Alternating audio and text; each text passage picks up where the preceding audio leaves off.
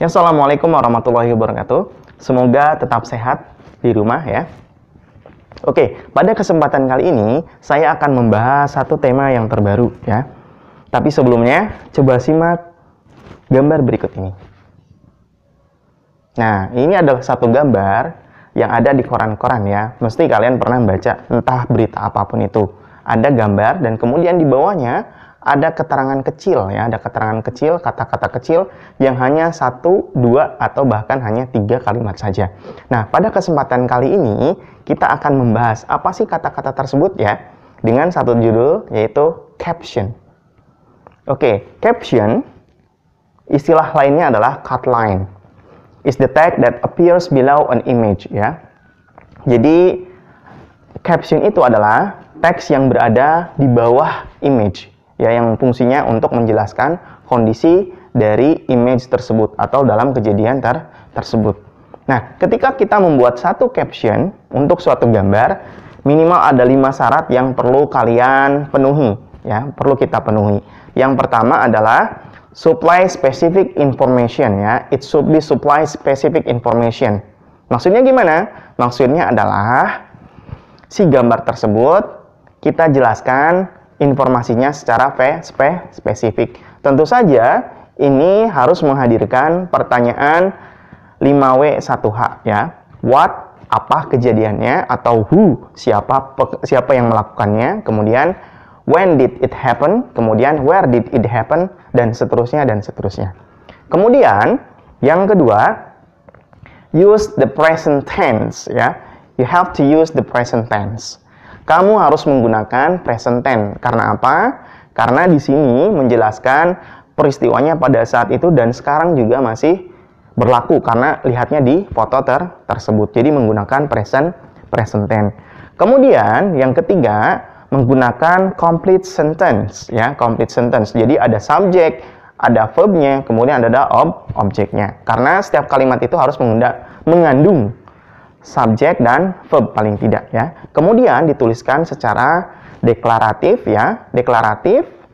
Dan satu captions ya, idealnya itu adalah 1, 2, dan tidak boleh lebih dari 3. Hanya sebatas itu saja. Kemudian yang keempat adalah clearly identify the people and the location that appear in the image ya.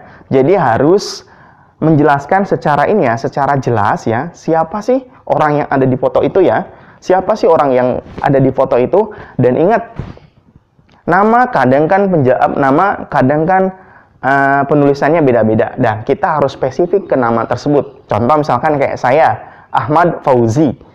Karena saya orang Sunda ya, tidak bisa ngomong Z, maka secara otomatis saya menggunakan huruf Z di nama saya, Ahmad Fauzi, bukan Fauzi. Ketika menggunakan Fauzi, itu akan salah orang. Nah, maksud nomor 4 tersebut adalah seperti itu.